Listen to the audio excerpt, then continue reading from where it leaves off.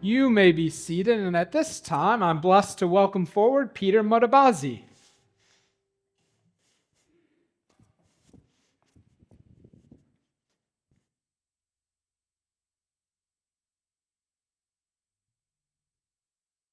Hello. Hey, my name is Peter Mutabazi, and as you can tell, I have a southern accent. So I live in Charlotte, North Carolina. So if you come to Charlotte, this is how we all speak, right? Not quite, but I'm originally from Uganda. My dad is from Rwanda, and my mom is from Uganda. But today I'm here to truly tell the story of my life, how the kindness of a stranger changed my life, but also too how you're about to do that for a little boy, a little girl, a grandma, a mom somewhere in Ecuador. And as you hear my story, I want you to travel with me there to Ecuador. That what happened to me as a little boy and what changed my life, that you're truly about to do that for someone else today. So I speak 7 languages, so English is my fourth language. So today, if I'm rude, you can do one thing. You can throw your iPhone at me, and Pastor CJ is going to Ecuador, and he will make sure he gives, those phones to the teenagers there, right? Deal? It can be difficult when you speak other languages, and you have to interpret in other languages to find the right words. So today, if I'm rude, please forgive me.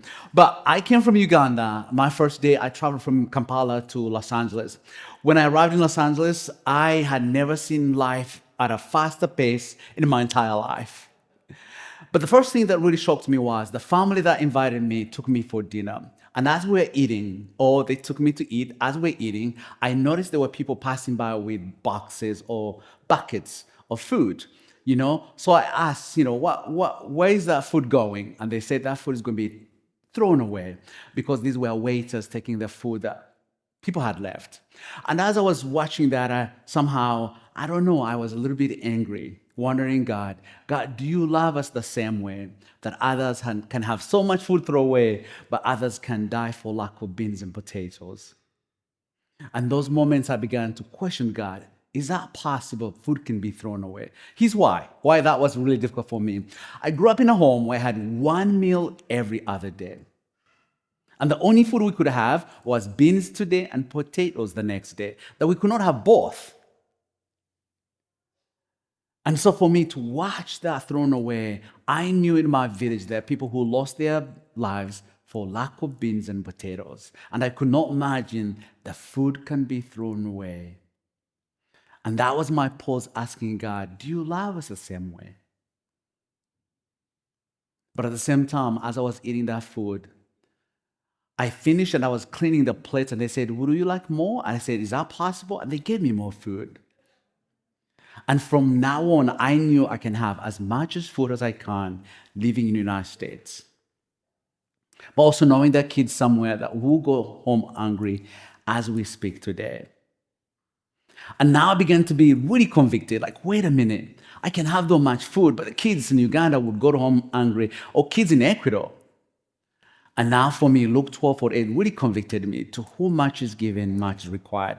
That I realized I was the wealthiest man on the planet based on 3 things. One, that I can have as much food as I wanted and had choices that no one in my village would ever have. 2, that I had a roof over my head. And 3, that I can call 911 and they will come to get me. And that's what really helped me to understand that God loves me, not based on the food, but He loves me for you're fearfully and wonderfully made. And my works know that fully well. That is what helped me to understand, no matter where we are, that God loves us because we are fearfully and wonderfully made. And then for me, that conviction was I needed to do something. I would visit families in the United States, especially in Los Angeles, and these people would have a 22,000 square footage house. And I would ask, how many people are here? Just me and my wife. What do you use for the other bedrooms for? Nothing. And I began to say, God, if you ever give me an extra bedroom, would you help me use it for something else? Here's why. 90% of my people in my village, their houses are as big as your one-car garage. And that space, there's between 6 to 12 people that live in there. And for me, I thought, I need to do something. So I walked into the foster care system and I asked the social worker, I said, hey, is there a way you could allow me to mentor teenagers? I mean, who can't mentor teenagers? You know, video games, that's all you can do, right? Here's why. I didn't know they would allow me to be a foster parent because I was single. But the social worker received me and said, hey, have you ever thought of being a foster? I said, I think about that every day, but I'm not qualified. And she said, why? I said, I'm single. She said, no, 30% of our foster moms are single. You can be. And that day, I signed up to leave Luke 12:48, to whom much is given, much is required. That I knew I'd been given so much that I wanted to do something. And that's why I became a foster dad. So since then, I've had 47 children. And right now, I'd like to show you my family. That's the 7 that I have in my home right now. Next picture, I should have that right here. As a single dad, I thought I can only take in boys. So one day I got a phone call for a little boy. I said, I'll take him. And the social workers usually don't tell you the truth. She paused, she said, and there's a sister. And that lady, as soon as she walked into that home, she is the boss of the house, as you can tell. This is the little brother that I said yes to, and I adopted them 2 years ago. And then I get another phone call from a social worker saying, hey, there's a little baby that needs a home. I said, I do not take children. I only take 5, those who can speak and dress themselves. Babies, no. And then she paused and said, she is the siblings of the one you just adopted. So I said yes. So I have not slept in about 3 years. She's about 4 years old right now. This one, I got him 9 months ago, and we just found out we can adopt him. So we're going through the process. In the next 60 days, he'll be my son. This one came to me when he was 16 because they needed him to be in a place to age out. And the moment he came to my home, a few days later, he said, hey, Dad, I have a question. It's really serious. When you have a teenager and said it's really serious, you always think the worst. Someone's pregnant, police is on the way. I mean, the worst things that I was thinking. And he said, I've been in 12 homes and every one of them promised for adoption, but no one did. Would you consider to be my dad? So he's my 22-year-old Zeb. This one is Anthony. By the way, I became a foster parent. I moved to Oklahoma. So this was my number 11th. He came to me for the weekend. And then a few days later, I found out I had no place to be, and I got to adopt him. He was 11, and he's now 19 years old. We also have 2 dogs. As you saw, I have American kids, so I wanted something African. So we have Simba and Rafiki, something African. So you might watch that and say, Peter, how do you do it as a single dad? Coming from Africa, 47 kids, and you have 6 in your home. Like, how do you do it? And this one, I'm going to take you with me to a place called Uganda that I would want you to think about Ecuador.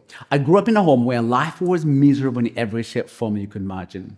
Grew up in a home where I had to go fetch water 3 to 4 miles one way twice a day. Grew up in a home where I slept on the floor, never slept on a mattress until I was 16. Never had a pair of shoes until I was 16 years old. Grew up in a home where I had a different meal on Christmas and Easter. Christmas, we had chicken. Why? Because it was the only time we can afford it. So for me, I knew Christmas was about chicken. And then I grew up in a Roman Catholic family. On Easter, would have beef. Those are the only 2 days in 365 days I had a different meal. My mom could not tell me to dream. Think this way. How do you tell a child to dream when you cannot feed them for one night? At the age of 4, I began to realize not only were poor, but my father was the most abusive human being you could think of. So on one side, I had poverty. On the other, I mean dad. So for me, anything to be hopeful was lying to myself. So I never wanted to be hopeful. At the age of 10, I decided to run away. I had never been 20 miles away from my village. I went to the bus station and asked the lady, hey, of all these buses, which one goes the farthest? And she said that. And I got on that bus and I went 500 away from my village. Was I looking for a future? No. For me, in my head as a 10-year-old, I wanted to die, but die in the hands of a stranger than my own father. That was the reason why I ran away. And then I ended up in Kampala. Kampala is the capital city of Uganda. And I became a street kid. It's hard to explain to you what a street life looks like for a child in a third world country, because you don't have anything like a stray animal in here. That is my life as a kid. Where did I sleep? We slept in the sewer. Why the sewer? Because it smelled so bad that no one can go. But also, it was close to the garbage dump that we would have to run to get that food before the dogs got that food from us. That was my life as a kid on the streets of Kampala. For 5 years. So one day I saw a gentleman who was buying food. As street kids, we learned how to survive. Steal while you're helping people. We didn't steal money. Most people didn't make $1, but we stole food. So I followed this man as he was buying food. And as soon as he bought his food, I wanted to carry it and take it away. He said, hey, put my food down. I put his food down. And he followed by asking me one thing: what is your name? And that rattled me because for 5 years, no one human being had ever asked my name. This is what I had from my dad every day. Peter, you'll never amount to anything. Peter, you're useless and worthless. Peter, I wish you were never born so I did not have to feed you. And that was the same as a street kid. You're garbage. You're nobody. So for him to say, what's your name? That scared me. But also as street kids, we were mostly abused by people who were kind. Kindness meant, I'm going to give you something, but I'm going to get something from you. So for us, kindness meant run. But before I could run, he gave me something to eat. He left. Next week, he comes back. Third week, fourth week, I said, wait a minute, there's a pattern here. On Monday, I don't have to steal. On Monday, someone knows my name. On Monday, someone gives me food to eat. And so he fed me for 1 year and a half. And one day he said, hey, Peter, if you had an opportunity to go to school, would you love to go to school? I laughed because I thought he was mocking me. Think this way. You live in the sewer, abused every day, every night. When do you hope to go to school? It's like me telling you, hey, they are sending people to the moon. Who would like to go? Right here. You probably would say, no. Why? Because it's far-fetched. So a street kid going to school, it was going to the moon. So I said, no. Next week he comes back, he said, by the way, if you go to school, it's a boarding school, you'll have dinner, breakfast, and lunch. 3 meals a day. I said, that can't be. Only in heaven can you have 3 meals. That's what I thought.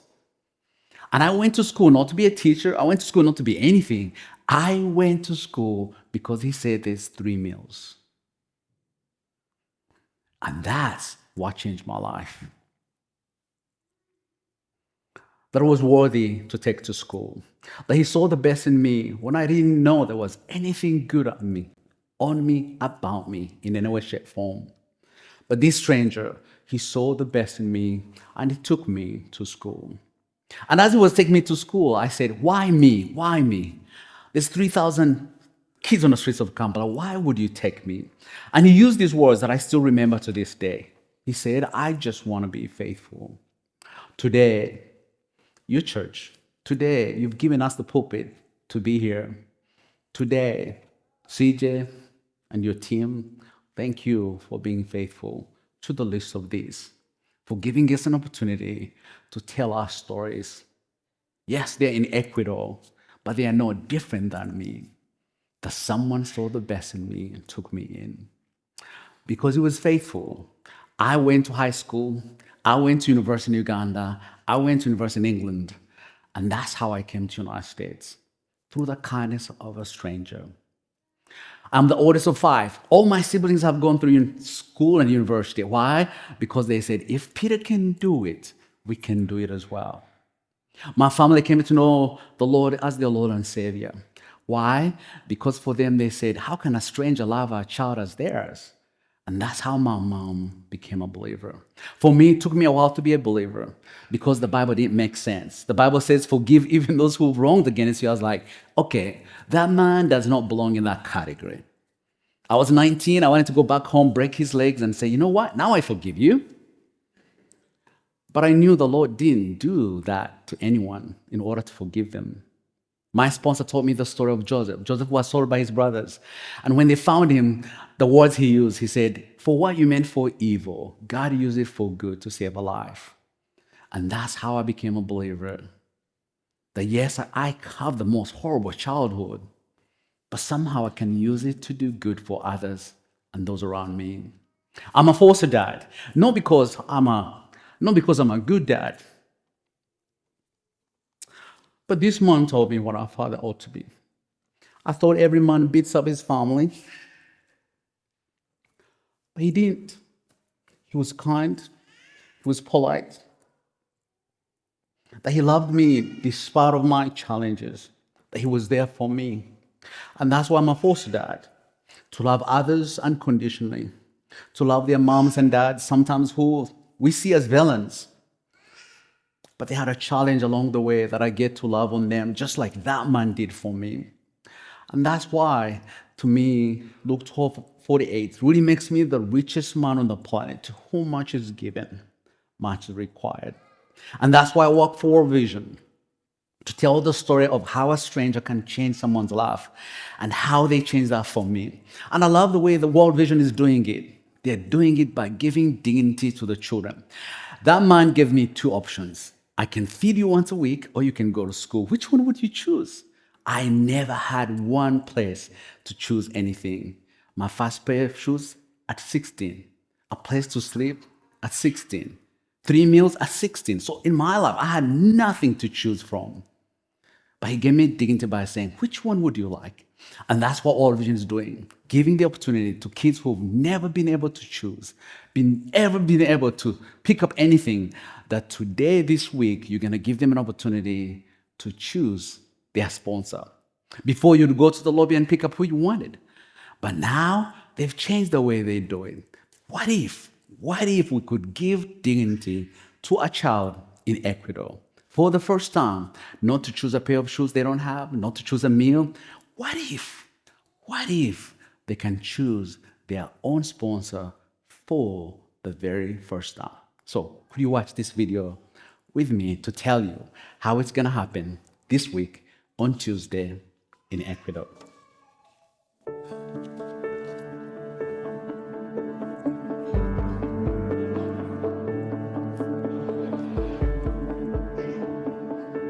Let me be filled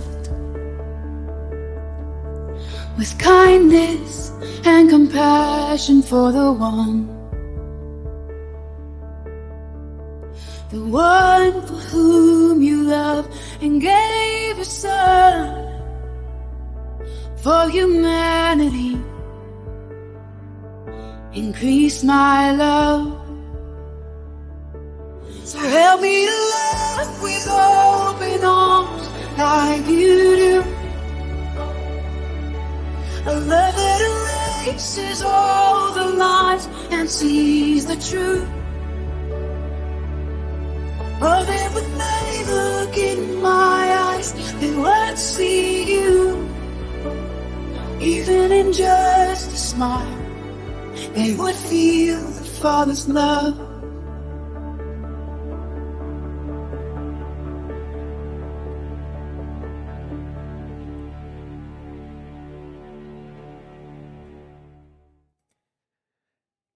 Every week when we gather here, we come to replace the words, the thoughts, the stories that we might tell ourselves in our head, the words that we might hear from others out in the world. We come to replace those with what God says about you. And I want to begin with what God says about you in Colossians chapter 3. It says, "Put on then as God's chosen ones, holy and beloved, compassionate hearts, kindness, humility." This is what God says about you. You are chosen. You are holy and beloved. You have been given, because of God, compassionate hearts, kindness, humility. This is what God says about you, that you are chosen. From before the foundation of the world, before you were even conceived, before you were born, God knew and chose you just as you are. He knew your strengths, He knew your weaknesses, He knew the very hairs in your head. And He chose you to be His. What He says about you is you are beloved, you are holy, and you are chosen. And to be chosen is a powerful thing. We crave it all over in life, whether it's to be chosen for a job, to be chosen by one you love. To be chosen is a special and powerful thing that can really shake up our world. Last week in the opening clip, I told a little bit of the story about how I ended up as a pastor. I didn't come from a Christian or church-going family besides Christmas or Easter.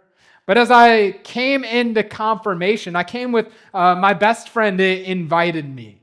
But there was a man there named Gary Priscorn, and he told me about Jesus. But more than that, he saw something in me that I can't even imagine what he saw. You might think what a pastor might look like as a confirmation student, and I guarantee you I was not that. I was a child of an alcoholic. I loved sports. I was mainly just goofing off in the back with my buddy. But Gary Priscorn saw something in me that I would start to come into church and he would say, "Oh, hey, there's Pastor CJ." I couldn't believe what he was saying. It made no sense to me. There was nothing based on my life or outward actions that in my mind, and I still can't remember or think of what he saw that made him say that. But for some reason, he chose to call me that, and it changed my life. It ended up being then my pastor called me that, and now you all call me Pastor CJ. To be chosen is a powerful thing. This week, you have an opportunity to be chosen. I'm going to tell you a little bit about that. But as I walked in my journey of faith, child sponsorship became a really interesting part. I remember I was at a concert in college and I heard about it. And my sophomore year of college, I decided to sponsor a child, James Moko, who lives in Kenya. And I was playing basketball. I didn't have a job. I didn't have barely any money at all, but I decided that this might be important for me. You might be a little bit like me, and you've heard Scripture's command to care for the poor, care for the brokenhearted, care for those with less than you or in a different position than you. And I had heard that all my life, but we live in a complicated world. I've read the books, Toxic Charity, When Helping Hurts. I know the various ways that charities can be good or harmful to the communities that they want to impact. But there was something about child sponsorship that stuck out. And it became a big part. Whether I had money or not, I knew every month I was going to give this money so that James could have something to eat and he could go to school. And as Peter reflected of who would become his second dad, James is his name, he just wanted to be faithful with what he had. I want to tell you this program Chosen is really special because unlike even the child sponsorships that I've done in the past, you get to be chosen. It is not you picking out the kid, but a child has their dignity affirmed by the opportunity to choose. And I love the work that World Vision does because when they go into a village or a city, they come in and tell them that they're going to be there 15 years. They recognize they're coming in and meeting and greeting people just like you and me with their own talents, skills, and abilities, but with a different set of life circumstance that has made life particularly difficult. And if they, in those 15 years, can help ease some of those difficulties by using the stewarding and resources of God's people around the world, then they can send that village off at the end of the 15 years and they can live empowered and stronger than when they began that relationship. So as we come to this Chosen program today, we have an opportunity. You have an opportunity to get chosen where You're going to get your picture taken if you would like to opt in. And then on Tuesday in Quito, Ecuador, some child is going to walk in the room and they might see something in you that nobody has before. They might see something that you knew about yourself. They might look out and say, that surly old man there, like Garth, he reminds me of my dad. And I choose you. They might see a family and say, it looks like they really love each other. I want them because I want that in my life. They might see any number of things, but your pictures are going to be on a wall there in Ecuador, and you have the opportunity to be chosen. I'm going to get on a plane tomorrow and fly there, and your pictures are going to come along with me. And I got to say, I feel like the luckiest one in this room because when I come back next week, I get to come back with a whole lot of stories of what these children who we want to partner with saw in you. To say how or why you were chosen and talk about all of the work that's going on in Ecuador that we will be assisting with. It's the most privileged position in this room to be able to come back and tell those stories. And I can't wait to be able to do that with you. So when we end service today, how this works is if you would like to be a part of this, you're going to scan a QR code that it's on inserts. It's going to be up on the screen, and you can see it out there as well. You'll upload or take your picture, and then for $39 a month, which I know is not nothing, I've certainly felt that from the days when I was doing this in college through to now. I know that's not nothing, but it's an opportunity for us to be faithful with what God has given us. And for $39 a month, then you can sponsor a child who will choose you. And then when I come back next Sunday, we're going to have all these packets with your name on it. And in there, you'll find out which child chose you. And hopefully I'll be able to tell you a little bit why. And in this, we as the community of Risen Savior get to partner with a little community in Quito, Ecuador, in Guayaquil, Ecuador. I'm really excited for it. I can't wait to go and be able to tell these stories. This kind of work has been impactful upon me in my life, and I hope you will partner with me on that. As we finish up today, you chosen and beloved by God, this is who you are. He has called you that. He has made you compassionate, kind, meek, and gentle. This is what he said about you. Replace whatever words the devil or this world has told you with what God has said about you. We go forth as his people. As I finish up today, I want to welcome back up Peter for any last instructions on our chosen program. Well, absolutely. So there were 3,000 kids on the streets of Kampala. He couldn't take them all. And he took one, and that one happened to be me. 99.9% of the kids I was with on the streets of Kampala have all died of two diseases, HIV and malaria. That there's no way I could have made it had he not taken me in.